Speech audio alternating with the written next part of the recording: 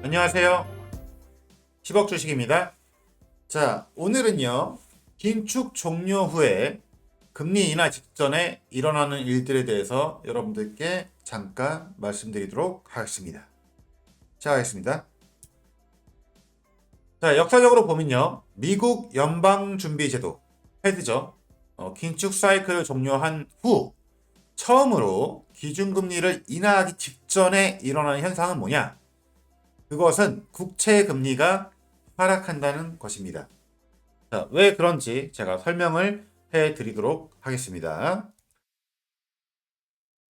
자, 이것은 이제 과거의 자료를 조사한 건데 1970년대부터 현재까지 13번의 데이터를 분석한 결과 항상 긴축하기 이전에 긴축을 종료하기 이전에 금리 인하 직전이죠. 이때는 무조건 국채 수익률이 하락했다는 것을 알 수 있습니다. 자, 미국 마켓워치에 따르면 투자 분석 기관인 네드 데이비스 리서치는 1970년대 이후 연준이 첫 기준금리 인하에 나서기 직전 3개월간 미국 10년물 국채 금리가 어떻게 움직였는지 분석했는데요. 자, 분석 결과 70년대 이후 연준이 긴축 사이클을 종료하고 완화 사이클로 돌입한 경우는 총 13번이었습니다. 이때 10년물 금리는 이 과정에서 첫 금리 인하 전 3개월간 한 번도 빠짐없이 하락했던 것으로 나타났습니다. 자, 이게 어떤 의미냐? 몇 가지 경제 지표가 악화되면 우리는 과거 사례를 따라갈 수 있다. 이렇게 이야기를 했는데요. 자, 그런데 만약에 연준의 첫 금리 인하가 올해 5월에서 6월에 단행되지 않는다면 국채 금리는 횡보할 수 있다. 당연한 얘기죠. 자, 현재 지금 패드 워치에서는 3월 달에 첫 번째 금리 인하를 예상하고 있는데요. 물론 인플레이션이 얼마나 둔화되냐에 따라서 선제 조치가 어떻게 이루어질지 모르겠지만 이게 만약 늦춰진다. 이렇게 되면은 국채 금리는 횡보할 수 있습니다. 자, 이런 시장에서 주식은 어땠냐? 채권에 비해서 그렇게 수익률이 좋지 않았다. 뭐 그런 내용입니다. 자, 현재도 첫 번째 금리 인하에 대한 기대감으로 채권은 많이 올랐죠. 채권이 많이 올랐다는 것은 채권 수익률이 많이 떨어졌다는 이야기도 됩니다. 맞죠? 자, 연초의 증시는 다소 부진하고 있습니다. 자, 이것은 작년에 많이 올랐기 때문에 저는 일종의 차익 매물이 나오고 있다. 저는 이렇게 보고 있습니다. 자, 시장에서 제일 관심 있는 건 뭐죠? 금리 인하 첫 번째로 언제 할 거냐? 자, 이것이 가장 큰 관심에 있습니다. 자, 이게 어떤 의미인지를 제가 쉽게 여러분들께 설명드리도록 하겠습니다. 자, 장기 국채 수익률이 하락했다는 얘기는 장기 국채 가격이 올랐다는 얘기입니다. 반대되는 개념이니까요. 왜 그러냐? 그러면 채권 수요가 왜 늘어나냐 이거죠.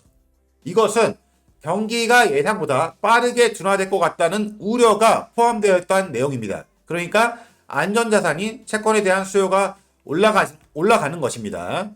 자, 항상요, 채권 시장은 주식 시장보다 훨씬 더 거대합니다. 그리고 경기에 대해서 훨씬 더 민감하죠. 그렇기 때문에 이 채권 시장의 흐름을 보면, 이 시장의 심리가 어떻게 흘러가고 있구나, 라는 것을 우리가 어느 정도 예측할 수 있습니다. 만약에 빠르게 경기가 둔화될 것 같아.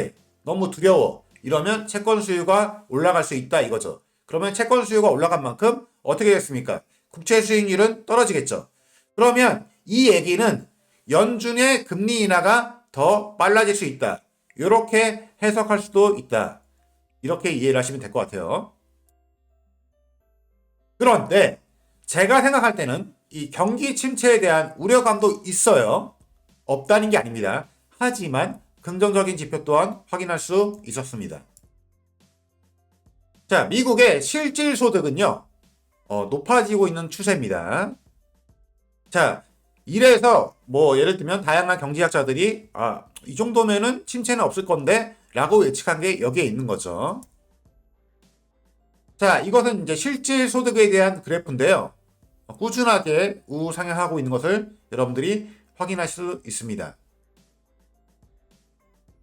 또한 인플레이션을 가장 힘들게 했던 그건 뭐냐면 공급망 문제였죠. 왜 그랬냐? 2020년도와 2021년도에 코로나 때문에 셧다운이 되면서 공급망이 다 끊어졌습니다. 자, 그 상황에서 돈을 뿌렸잖아요. 그러니까 수요가 올라갔단 말이에요. 그런데 그 수요를 감당할 수 있을 만한 공급망이 제대로 돌아가지 않았다 이 말이죠. 그래서 인플레이션을 더 가속화시켰는데 이제는 이 공급망이 어느 정도 해소돼 가면서 인플레이션은 더 빠르게 둔화될 것이다. 이렇게 데이터를 확인할 수 있다. 이 말입니다.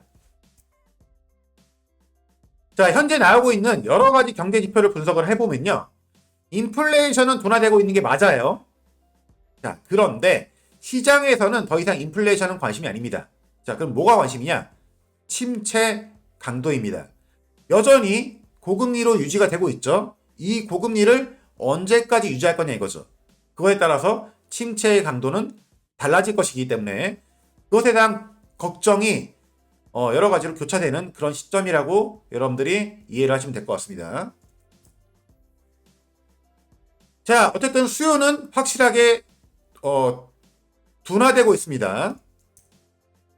고용도 주춤거리고 있습니다. 자, S&P 500의 포워드 P 레이쇼를 보면요. 지금 뭐 5년 평균, 10년 평균보다 다소 높습니다. 그런데 제가 늘 말씀드리지만 여기에는 이런 좀 오류가 있습니다.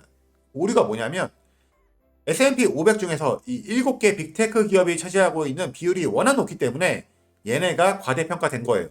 그러니까 정확하게 표현을 하려면 S&P 493에 대한 포워드 P 레이쇼를 보면 이거보다는 훨씬 더 낮을 거예요. 예. 그러면 지금 빅테크는 약간 과열이 된 상태고 나머지 종목들은 그렇게 과열 상태가 아니라는 것을 제가 다시 한번 말씀드립니다. 자, 어찌됐건 간에 우리는 이런 거대한 경제 사이클 안에 있는 겁니다. 지금은 어쩌면 이제 기나긴 탐욕의 시대는 끝났고요. 그죠? 이제 경기 침체에 대한 두려움과 여러 가지로 걱정이 혼재되고 있는 그런 시점이라고 여러분들이 이해하시면 돼요. 자, 시장에 대해서 판단하는 것은 어렵습니다. 우리는 꾸준하게 시장이 하락할 때마다 주식을 모아가면서 토끼를 응가하는 거북이 여기에서 교훈을 얻을 필요가 있다. 자, 오늘 영상은 여기까지 하겠습니다. 감사합니다.